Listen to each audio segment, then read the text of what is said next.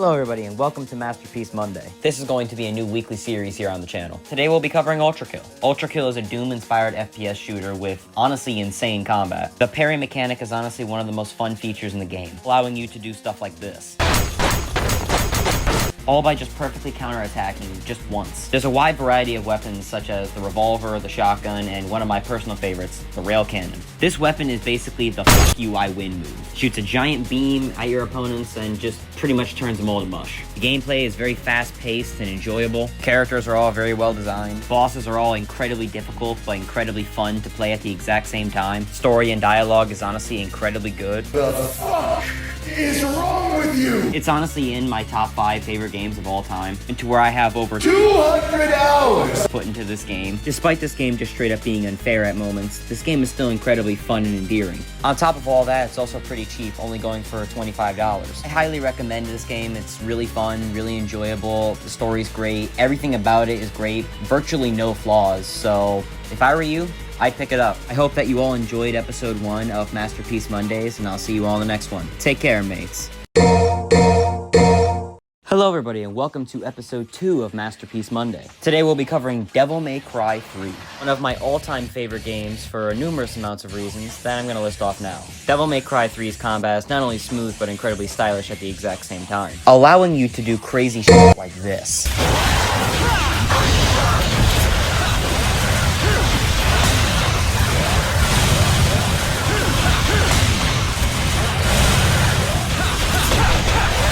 Now, as you can probably tell, the game is also very fast-paced. It also honestly plays into the game's favor. This game has a wide variety of weapons like Cerberus, Agni and Rudra, and various others. That's kind of where the gimmick of this game begins. Almost every time you defeat a boss, you pretty much just take their soul and they become a weapon of whatever type of ability they used against you in battle. It makes beating the boss all the more rewarding. This game added styles, so depending on what type of playstyle you want to do, you can just specialize in that style. Want to block? Royal Guard.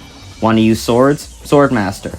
Gunslinger? You get the idea. Characters are all very well designed, the story honestly works very well, the bosses are incredibly fun, and not to mention the graphics actually kinda hold up today. This is honestly my 3rd favorite game of all time. It plays very well, it runs very well. Everything about this game is pretty much perfect, and if I'm gonna be honest, I give it a 10 out of 10. Not to mention the soundtrack absolutely f***ing slaps. In the background is actually from the second Virgil fight in the game. The DMC trilogy is only $30 right now, and it's constantly on sale for like 10 or 15. I honestly highly recommend picking it up. Devil May Cry 3 will always be an instant classic. Anyways, I hope you guys enjoyed this week's Masterpiece Monday. I already have an idea of what I'm going to do for episode 3, so I'll see y'all next week. Later, mates. If you want it, then you'll have to take it. Hello everybody and welcome to episode 3 of Masterpiece Monday. Today we're going to be covering Devil May Cry 5. To call this game great would just be a massive understatement if I'm going to be real. The game still plays as smooth as DMC3 does. The soundtrack is honestly so damn good that it has me acting like this.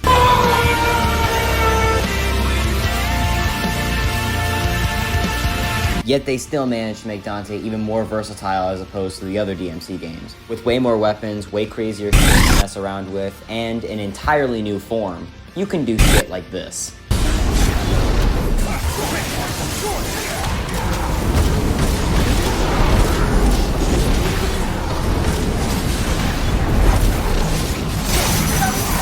Oh, did I forget to mention that the bosses are all incredibly good too? Each boss fits fantastically into the game's style of being fast-paced and genuinely insane. Oh yeah, and there's an entire Virgil mode where the final boss is Dante. There's so many different ways you could play this game. Nero, V, Dante, Virgil. There's 4 playable characters and they're all absolutely fucking amazing, with the only exception being V. On top of all of that, there is just so many weapons to use in this game. It's honestly insane. They even brought back Nero's Devil Breaker arm from DMC4, so you can just grab enemies and pile drive them into the ground if you want to. Top of all that, Nero also has several things you could do besides that. Why not play the game where your hand is a literal vibrator? The gameplay is smooth, the game is very hard at times, the game is incredibly fun, graphics are great, and it's pretty affordable, only going for $30. If I'm being honest, this is a must-play game, and only going for $30 when most games are now 80? Highly recommend this gem of a DMC game. But anyway, that's all I've got for now. Later, mates. Hello everybody and welcome to episode 4 of Masterpiece Monday. Today we're going to be covering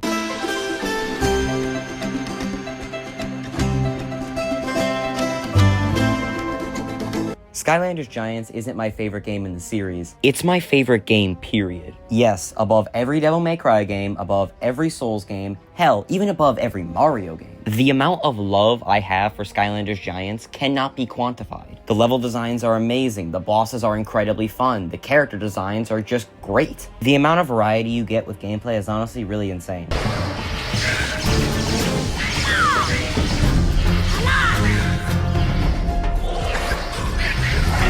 Now, I know that probably didn't seem like much to you, but that's just one out of the 62 Skylanders that are in this game. The gimmick they added to Skylanders Giants was, well, giants. With giants, you're obviously way more tanky, you deal much more damage, and you have a lot more health.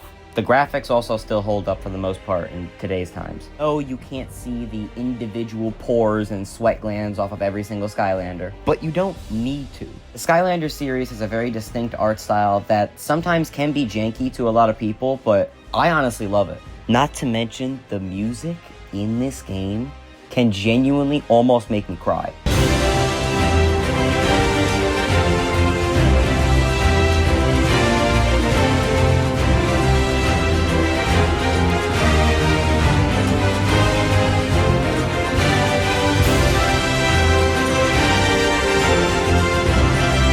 The gameplay is fun, fast-paced. The game can genuinely get hard. The game is just so good. Every mission, every boss, damn near everything about this game is perfect. Oh yeah, and to those saying, oh, but it's just a Spyro's Adventure DLC. No, it's an upgrade. It will die on this hill. Skylanders Giants is the best gaming sequel ever made. You can take your Skyrim, you can take your God of War, your Doom, I don't care. Giants solos them all. Now, am I being biased? Almost definitely. But when I tell you this game is worth it, I mean this game is worth it. If you're bored and you have a PS3 lying around, the game's only $40, and I will always recommend this gem of an underrated masterpiece. See you all next week, mates. Later. You keep saying I have no bitches, but where are yours? Hello everybody and welcome to episode 5 of Masterpiece Monday. Today we're going to be covering Elden Ring. This game is honestly my favorite out of all the other Soulsborne games. And I have played a lot of the Souls games. Dark Souls 1, Dark Souls 3, Bloodborne, and obviously Elden Ring being my first. So expect me to be a little biased here. Pretty much any type of weapon you can think of is probably in this game. From great katanas to great swords and even twin blades, they're all really versatile and really fun to use. Not to mention the wide array of magic that is in this game already. I mean, if you have good enough setup, you can pretty much one-shot damn near any boss that is in this game. You know what? Not even pretty much. You probably can one-shot every single boss in this game with enough setup if you're using spells.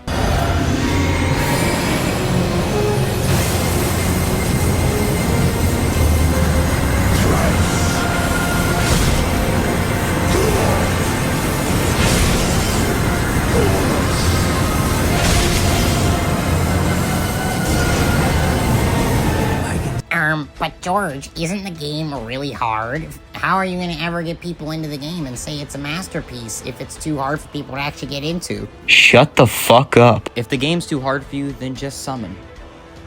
Just literally summon. Trust me, some of the bosses in this game can be incredibly difficult, even though they are absolutely amazing. Now I can see why the difficulty of this game can be a bit of a turnoff, but summoning Mimic Tear can literally solo any boss, so it really goes to show how versatile and how unique this game is, because you can play it any way you want. You could summon people, you can not summon people, you can use magic, you can have a giant dragon head fart on your enemies, and just somehow they die.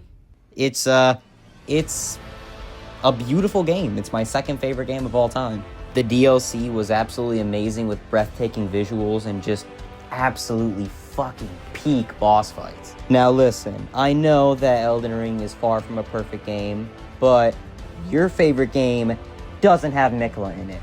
this has Miquella in it.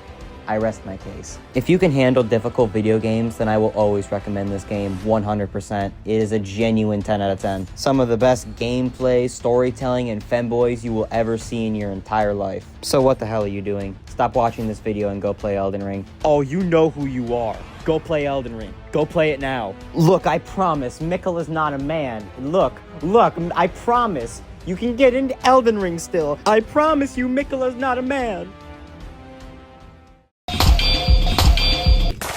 Hello everybody and welcome to episode 6 of Masterpiece Monday. Now today we're going to be covering another Crab's Treasure. I don't really play Souls-like games, but this one was definitely my favorite. I mean, just listen to the OST.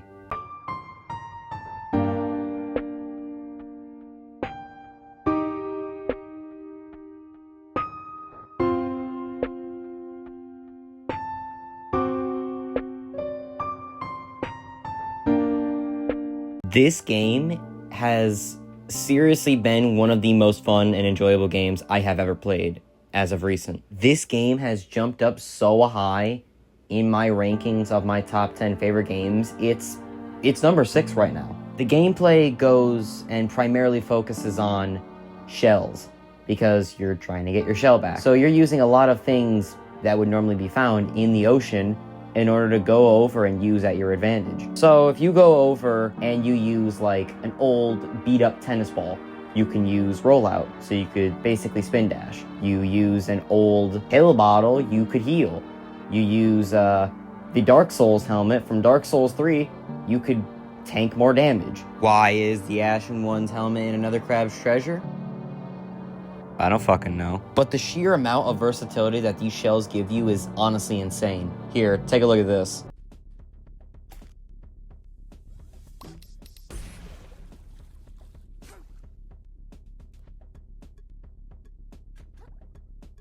Yeah, that guy skipped an entire section that would have wasted a lot of time. Props to him. I could never do that. I'm not a speedrunner.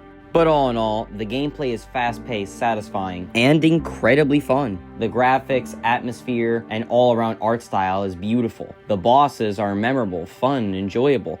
Not to mention, the story is really good. I won't spoil too much, just in case if you want to actually check it out for yourself, which I highly recommend that you do. The game is mostly about greed and how far people will truly go for money. And for a game about, sea creatures, that honestly works. Survival of the fittest kind of thing. All in all, this game is one of the best games I have ever played, and you really have to play it in order to go over and actually understand all this. I know it seems like I'm glazing, but it's genuinely a masterpiece. I love it. 9.5 out of 10. I will always recommend this. Now, another Crab's Treasure is also on sale right now on Steam for only 18 bucks. It is 100% worth it, and I will always recommend this masterpiece. I hope you all enjoyed the video as much as, I enjoyed making it. I plan to do way more of these, way more frequently, and I really enjoy making these, so stay tuned for that. Later, mates.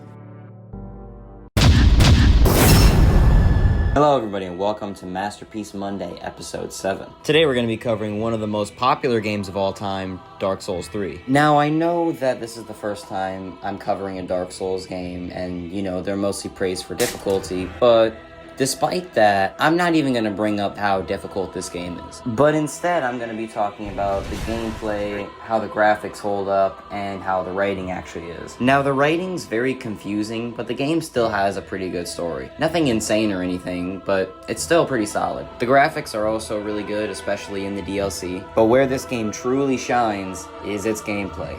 Oh, it's gameplay. Just take a look at this little trick that speedrunners use to trivialize one of the late game bosses.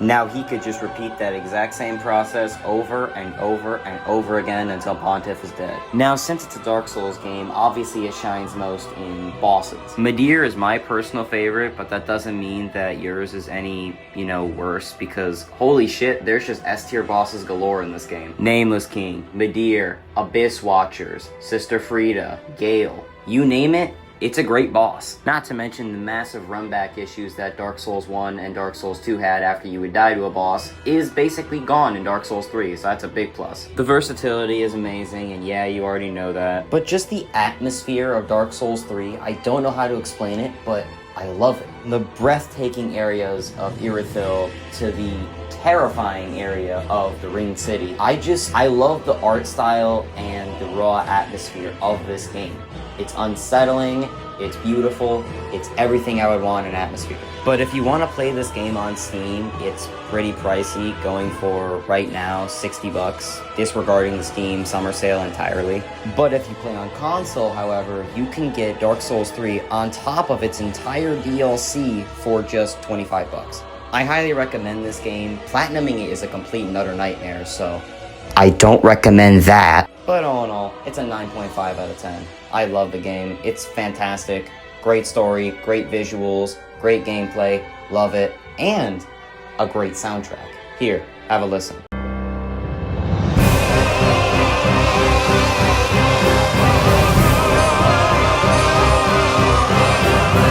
And yeah, that's all I really have to say about Dark Souls 3. It's a masterpiece, but you already knew that. So I'll see you all in the next one, mates. Later. Hello everybody, and welcome to episode 8 of Masterpiece Monday. Today we're going to be covering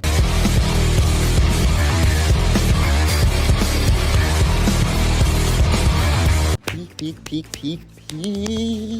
Skylanders Swap Force isn't just a good Skylanders game. It's one of the best games in general. The gameplay is smooth, fast-paced, and incredibly satisfying. The level design and overall graphics is just really good, especially for only the third Skylanders game. Now, I know I also always mention this in literally every single Masterpiece Monday, but fuck, man, the music's so good.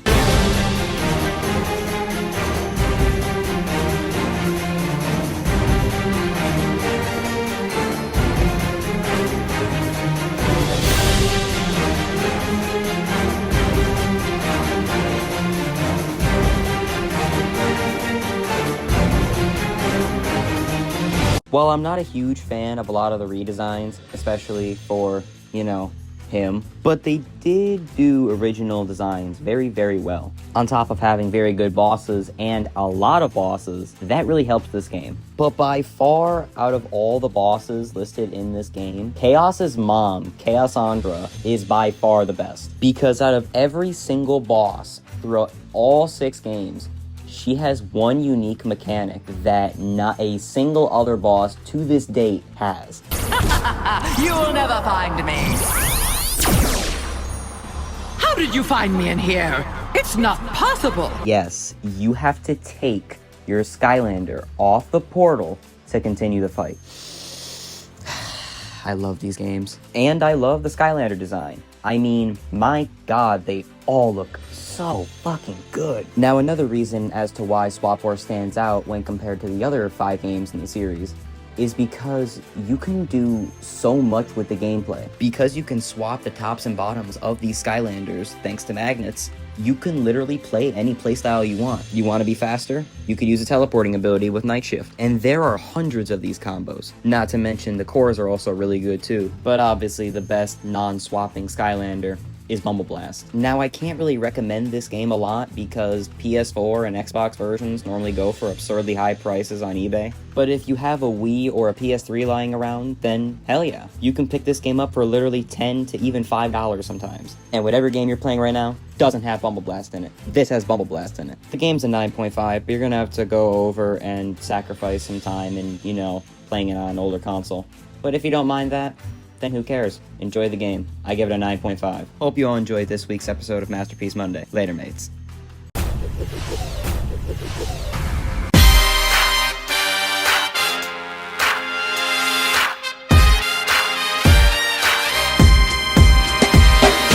Hello everybody and welcome to episode 9 of Masterpiece Monday. And yes, we are covering another Skylanders game this week. Fuck you, it's my channel. I do what I want. But with that out of the way, today we are covering Skylanders Trap Team. The Dark Souls of the series, if you will. Now, why do I call it the Dark Souls of the series? Well, it's because this game is pretty fucking hard. There's one boss per level, enemy placements are whack as fuck, and you know, him. But we'll get to that later. You know the gist. The level design is peak. The bosses are peak. This whole game is just incredibly peak. But now let's talk about why I like Giants and Swap Force more.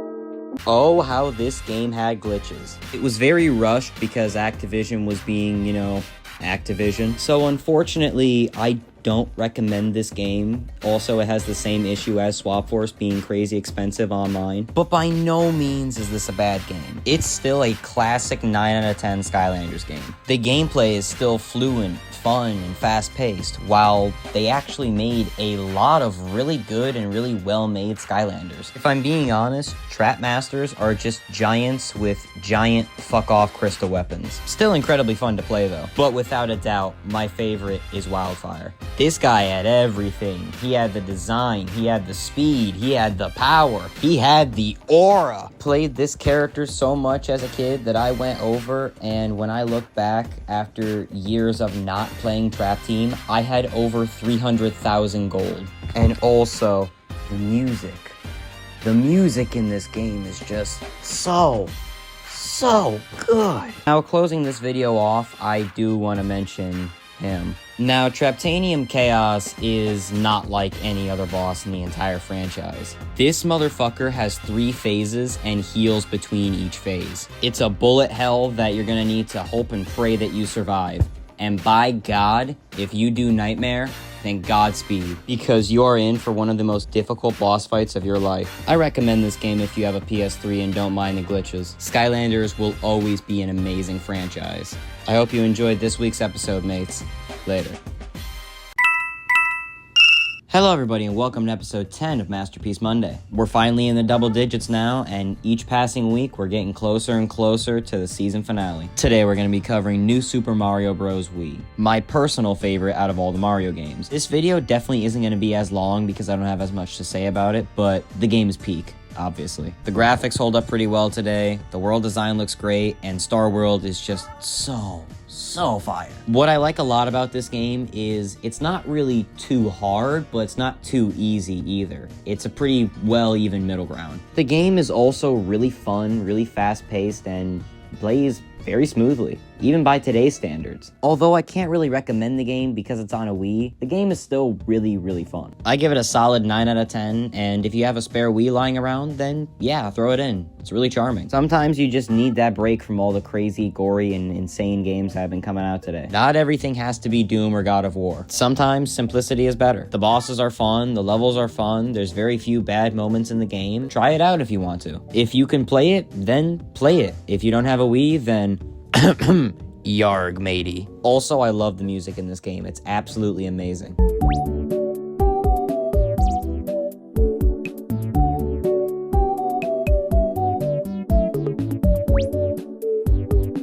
Yeah, that about does it for this video. I'm sorry for this one being really short, but I don't really have much to say about this game. It's just really good, enough said. Because this is back when Nintendo actually had soul, instead of having the moral compass of Homelander. Go back and play this game, then go play Wonder. Then you'll realize how empty it is. Most, if not all, the passion Nintendo once had just slowly fizzled out. Not to say that they don't make any more good games, because they do, but that's not the point. They just lost that old style that they once had. And unfortunately, I don't think they can get it back. So go play their glory days. There will never, ever be a Mario game quite like this one. I hope you all enjoyed this episode. And now that we're getting closer to the season finale, I want to thank you all for watching these videos because they're really fun to make. The season finale will be the 12th episode, by the way. I hope you all enjoyed this episode, mates. I'll see you next week.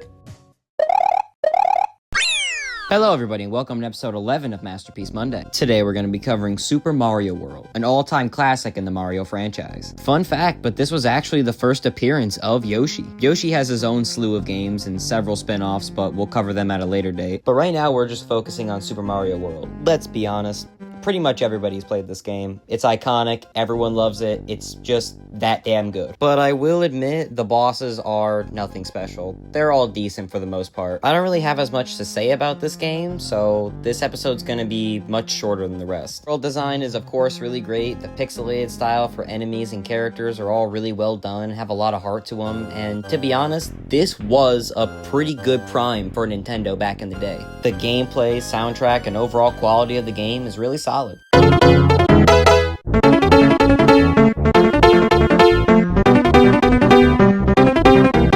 Now, the moment of truth. Do I think that this game is better than New Super Mario Bros. Wii? No. Now, yes, Super Mario World does have a great Star World, great power-ups, and great levels, but like... No. As much as I love Super Mario World, this is a 9 out of 10, and New Super Mario Bros. Wii is damn near a 10 out of 10. But George, they're both Mario games. Why don't you give them just both 10 out of 10s? Because neither of them are perfect. Super Mario World has a massive issue with terrible water levels, and New Super Mario Bros. Wii has an issue of being stuck on the... well, Wii. Now sure, the Yoshi levels in Super Mario World are fun, but they don't compare to New Super Mario Bros. Wii. I give this game a 9 out of 10, and I highly recommend it because you could still play it on a bunch of things, but don't go around saying that it's the best Mario game when it clearly ain't. Again, sorry that this video was kinda short, but I really didn't have much to say about Super Mario World that hasn't already been said. So I guess I'll see you all next week for the finale. Later, mates.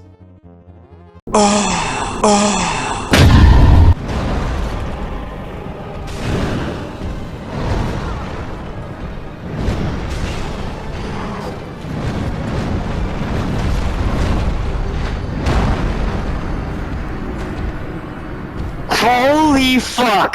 Hello everybody and welcome to the season finale of Masterpiece Monday. We're going out here with a bang with Dark Souls 1. Now a lot of people claim that Dark Souls 1 is very, very difficult. You're fucking kidding me!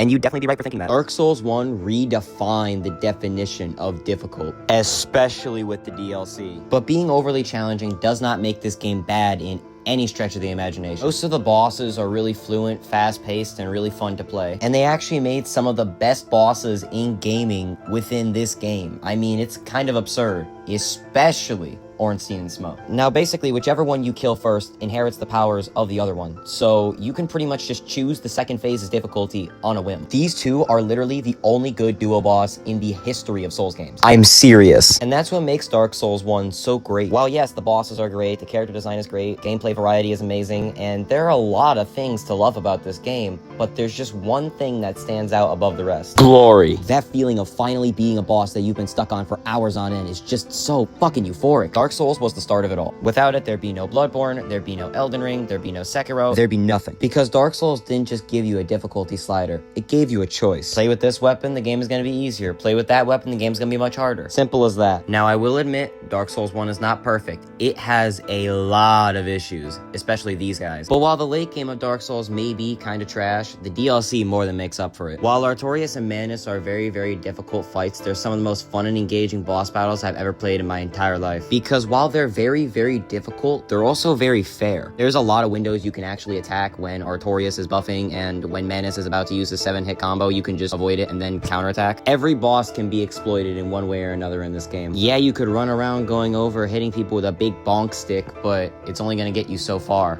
Eventually, you're gonna have to use a lot of strategy. And that's also another reason why this game is great, because you genuinely have to come up with a lot of clever planning in order to beat certain bosses. On top of that, my god, do some of the areas in this game look good. Dark Souls 1 is a 9 out of 10 masterpiece, but obviously you knew that. Dark Souls 1 tends to go on sale a lot, so I highly recommend picking it up. And with that concludes the first season of Masterpiece Monday. Season 2 will premiere September 1st. I hope you all enjoyed this video just as much as I enjoyed making it. I'm really tired right now, and this is the 55th voiceover I'm doing. Yeah, I've been editing this video for a while, so sorry if I sound a little emotionless. Thank you all for tuning in to Season 1. I hope to see you for Season 2. Later, mates.